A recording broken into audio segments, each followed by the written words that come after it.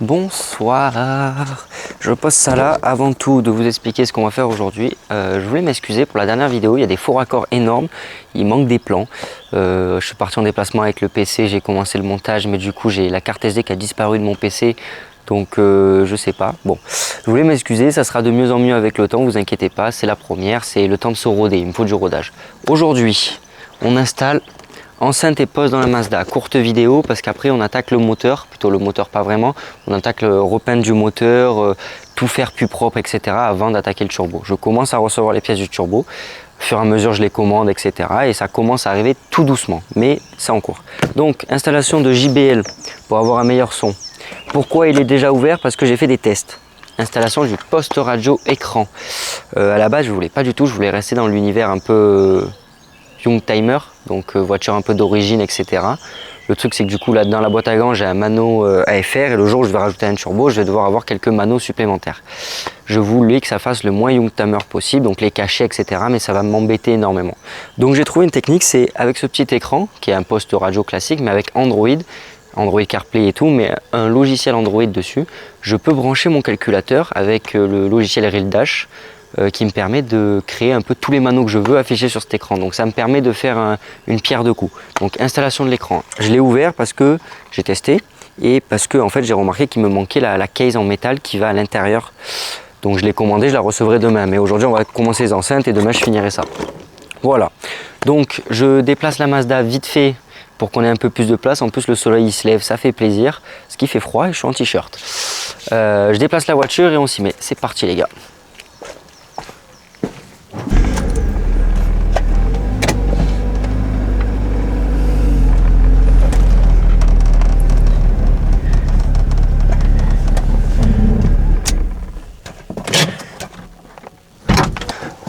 Du coup, on se retrouve dans la voiture, elle est un peu sale mais c'est pas grave.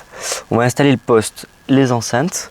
On va commencer par les enceintes. Parce que le poste, j'ai pas encore la pièce qui manque. Donc on va commencer par les enceintes. C'est parti, je sais pas comment on fait. J'ai démonté les portières pour les repeindre mais je me rappelle plus de comment on fait déjà. Est-ce que je peux accéder aux enceintes rapides ou pas? On va voir ça. Allez, c'est parti. Du coup, le but c'est de démonter les portières. Est-ce que... ça se déclipse assez facilement. Bon, désolé pour ma coupe, mais est-ce que je peux y accéder juste aux enceintes par là? Je sais pas. Je me rappelle plus. Non, non. Donc on va démonter les enceintes, démonter les portières. De ce que je me rappelle, il n'y a pas forcément de vis. Dans tous les cas, elle était mal reclipsée la portière, je viens de réaliser. Mais il y a des clips ici. Donc les clips, il faut juste les tirer. On va les poser sur le siège.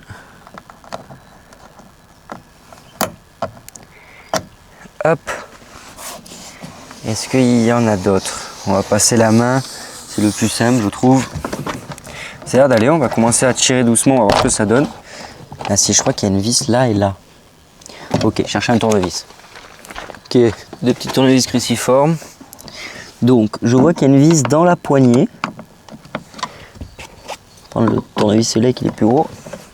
Je vois une vis dans la poignée et j'en vois une ici dans l'ouverture de porte. Ah, c'est vrai que je voulais commander ça pour faire tout en même temps mais j'ai pas reçu, c'est vrai. Parce qu'à la base je voulais aussi faire la centralisation en même temps que faire ça, mais du coup il y aura une autre vidéo tranquillement sur la centralisation parce que c'est bien chiant à faire. Je l'avais fait sur ma première voiture. Ok, une fois qu'on a enlevé les deux vis, est-ce que ça vient plus simplement? Est-ce que il n'y a pas une vis là-dedans? Non. Je crois qu'il faut faire ça aussi. On peut faire comme ça pour y voir un peu plus clair. Ah, attendez. Sous le petit trou qui est à l'intérieur ici, il y a une vis. Et là maintenant, hop, on enlève la garniture. Là on accède du coup à l'enceinte qui n'est pas morte. Elle n'est pas morte, elle n'est pas déchirée ou quoi. Je peux pas ouvrir plus la porte. Mais voilà, on va passer de gammes différentes je pense. je vais aller chercher les enceintes JBL. Bon, je vais essayer de vous poser sur la coudoir de la voiture, au moins vous voyez où c'est que je travaille bien, parce que j'ai peur que l'autre était à contre-jour. Donc, ces petites JBL, est-ce que c'est les bonnes? Est-ce que je me suis pas... Oh putain, c'est trop petit. Oh non. J'étais sûr que c'était ça. J'ai envoyé des... Elles sont beaucoup trop petites. Ça rien, je les ouvre. C'est microscopique comme enceinte. Bon.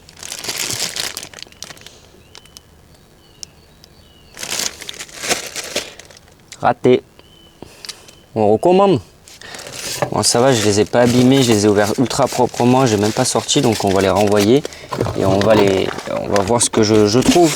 On va les mesurer directement, les enceintes là. Je suis dégoûté, tout mon programme il tombe à l'eau à cause de ça, parce que j'ai pas eu le temps de check, parce que j'étais en déplacement.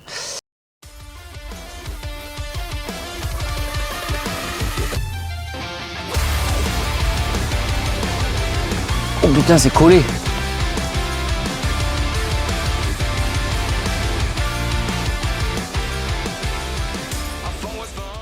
D'avis, je démontais tout le bloc.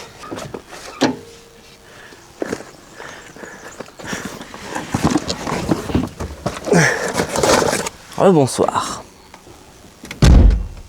Donc, j'ai toujours pas reçu les enceintes, mais par contre, j'ai reçu le truc du poste. Donc, on va s'occuper du poste.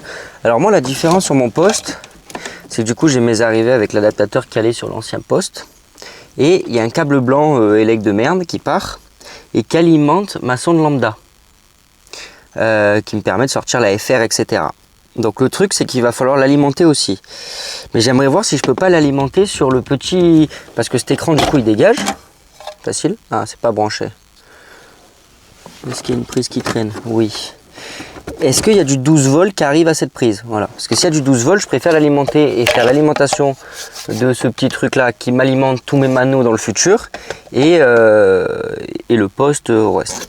Donc déjà, le premier truc que j'ai commandé qui me manquait, du coup, c'était la petite cage en métal. On va voir si elle convient. On va pousser tous les câbles. C'est la petite cage en métal.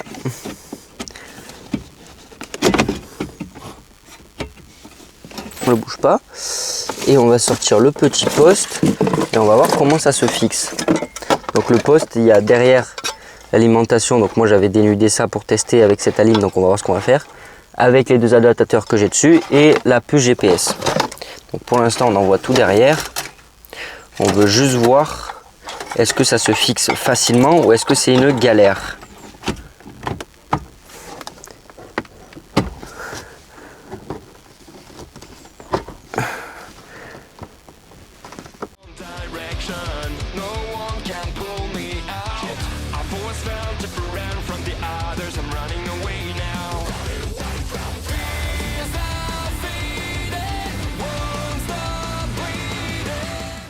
Deuxième étape, moi j'ai mon calculateur qui permet de se brancher en USB pour faire la carto, etc. Moi l'idée c'est que j'aimerais bien que le câble il rejoigne ici pour qu'il soit branché à l'arrière de mon poste grâce à la prise USB pour récupérer les informations sur Real-Dash directement. C'est le but. Voilà. Donc l'idée c'est de le faire passer le câble. Donc est-ce qu'il est assez long le câble USB? Pas du tout. Et j'aimerais que le deuxième prise USB, elle arrive sous l'allume-cigare. Au moins, j'ai besoin de charger mon téléphone. J'enlève l'allume-cigare et je peux me brancher. Donc ça, c'est les idées dans ma tête. Maintenant, l'idée, ça va être du coup d'envoyer la prise USB là-bas derrière. Au moins, ça sera fait. Donc...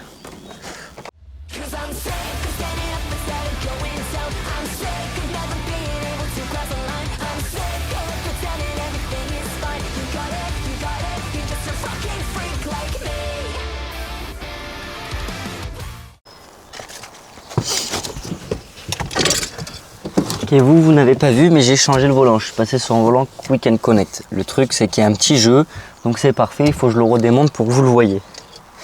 Donc, comment ça a été monté? C'est pas compliqué. On va le démonter en vite fait. Pas besoin que vous voyez. Il y a quelques petits problèmes à régler. Donc, un petit accéléré. Quand c'est démonté, voilà. De base, le volant est fixé sur cette gros écrou central, comme 3/4 des volants. Le truc c'est qu'il y a un micro-jeu comme ça qui me stresse, donc on va voir si je peux le resserrer un peu. Et cette prise là, le problème c'est que quand elle est enroulée dessus, quand je tourne le volant, elle vient faire tourner du coup les clignotants, il faut que je les enlève manuellement. On va voir si je peux pas le décabler, donc c'est l'airbag de base. On va voir si je peux juste pas enlever les câbles et les foutre dedans comme d'origine, parce que du coup il n'y a plus d'airbag à l'intérieur. Donc on va enlever le clips et je pense que ça permet de tenir les deux connectiques qui sont dedans de base. Avec un petit coup de tournevis ici. On garde bien le petit connecteur le jour où on veut remettre le volant d'origine. Et là du coup ça me permet juste de faire ça. Et ça gênera plus. Pensez à bien remettre la flèche sur la flèche.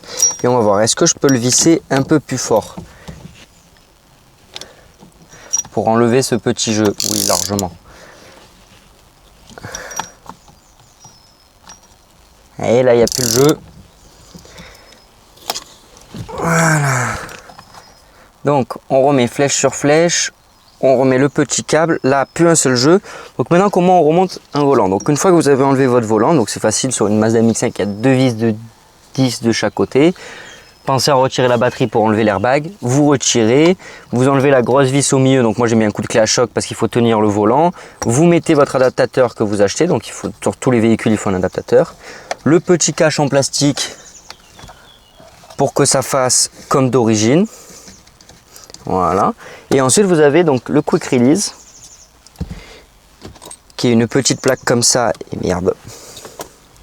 Avec le klaxon si vous voulez le brancher. Moi je ne branche pas le klaxon parce que j'en ai pas l'utilité.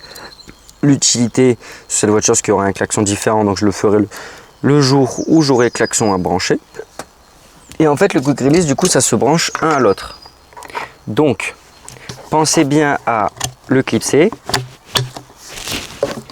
Et une fois qu'il est bien clipsé au bon endroit, voilà, vous pouvez, une fois que vous avez les roues droites, putain, j'ai mis les roues droites ou pas? Je me rappelle plus si j'ai mis les roues droites. Alors, les roues ne sont pas droites. La technique, vous mettez comme ça. Les roues sont droites. Pensez à remettre votre truc qui fait claquer vos clignotants droits par rapport à vos roues. Et une fois qu'elles sont droites, normalement, vous avez un moment où les vis sont pile poil droites. Donc vous voyez là, il faut que je mette le quick release dans cette position là. Comme ça. Moi j'ai changé les vis parce que les vis d'origine, j'avais pas trop confiance. Je trouvais qu'elles partaient vite en bordel. J'ai mis des un tout petit peu plus longues aussi pour que le pas de vis il soit un peu plus profond.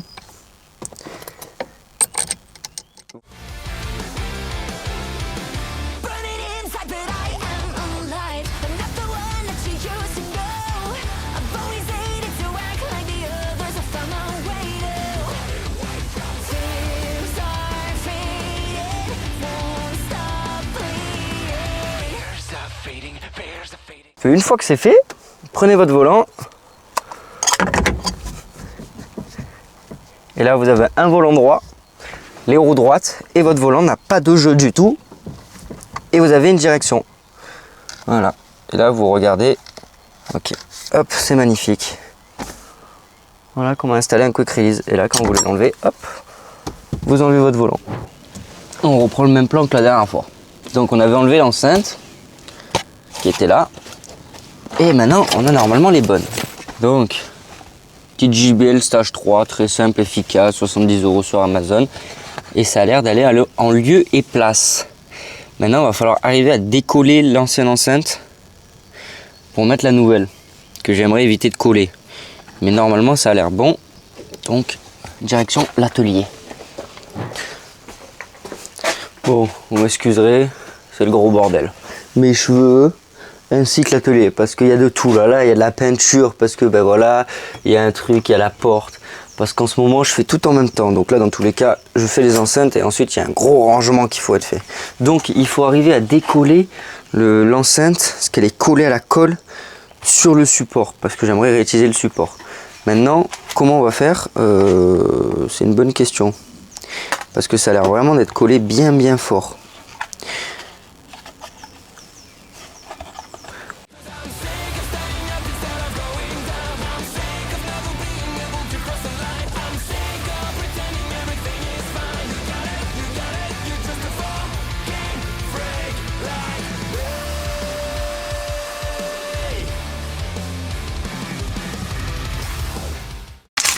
Oh,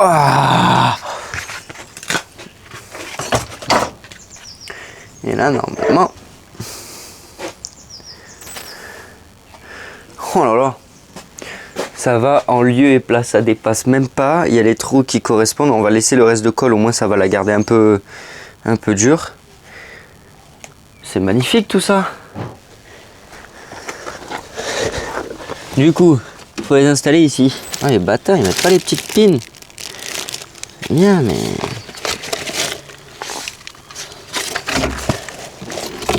Ah non, ils les mettent pas. Je vais chercher les petites pins. Ok. J'ai trouvé des petits câbles avec un petit connecteur au bout de... Je sais pas pourquoi, j'en ai plein des trucs comme ça. Et c'est pile poil les bons trucs. Donc je vais même pas m'emmerder. Voilà. Vous voyez, c'est pile poil ce qu'il faut. Merde. C'est pile poil, ça tient bien. Donc ce que je fais, c'est que je rajoute, si ça passe, une petite gaine thermo. Non, normalement, il y a la technique des piles pour savoir quel est le plus, quel est le moins. J'ai pas de pile, donc ça va être rouge et noir. Je me dis que bon, ils étaient pas très cons les mecs. Et que je vous recadre. Maintenant qu'on a le poste, on peut se connecter direct.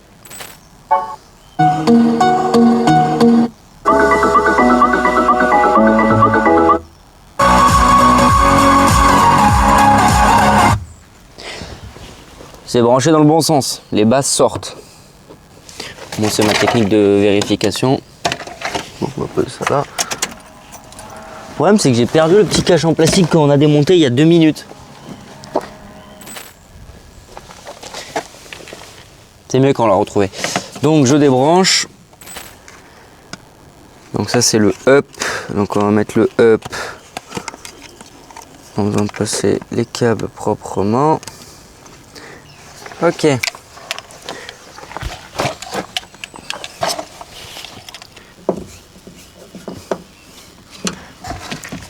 En centre fixé, on refait un petit test.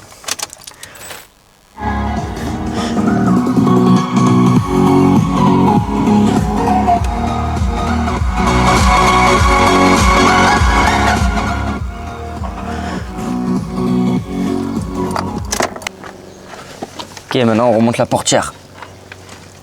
Alors la technique, c'est on fait glisser en haut. Quand c'est tanké, on appuie.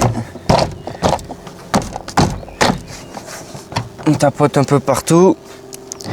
Il y a toutes les pièces pour remonter. Donc, en premier lieu, il y avait la grosse vis qui transperçait ici. Moi, j'ai l'impression. Non, c'est bon, je visse pas dans le vide. Ok, il y avait la vis ici.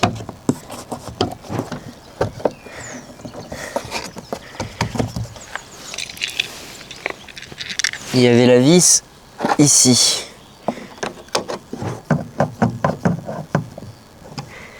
Et maintenant, il y avait tous ces clips.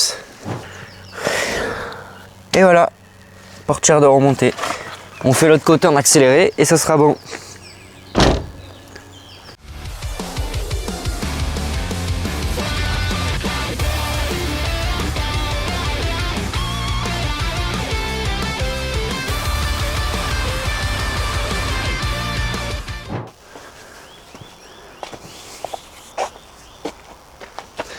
Merci beaucoup pour avoir regardé cette vidéo.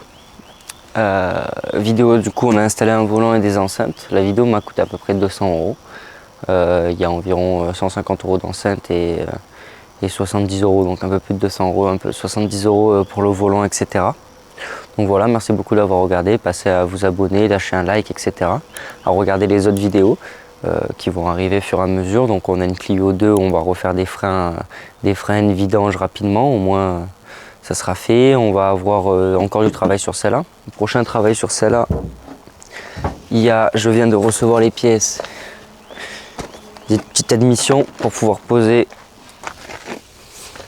la barre anti-rapprochement, repeindre l'intérieur du capot. Donc ça, voilà, etc. Ça va commencer tranquillement. Il y a des feux de 206, c'est pas Angelize à faire, mais je sais plus comment on appelle ça, si je crois que c'est Angelize. Des feux de 206 qu'il faut arriver à mettre. On a un contrôle technique sur une 307, donc on a du travail, ça c'est sûr. Mais est-ce qu'on a du temps? Non, parce que c'est très long à faire. Donc voilà, merci beaucoup d'avoir regardé. On se retrouve pour une prochaine vidéo dans les 2 prochaines semaines, je pense. Merci beaucoup. Allez, bye.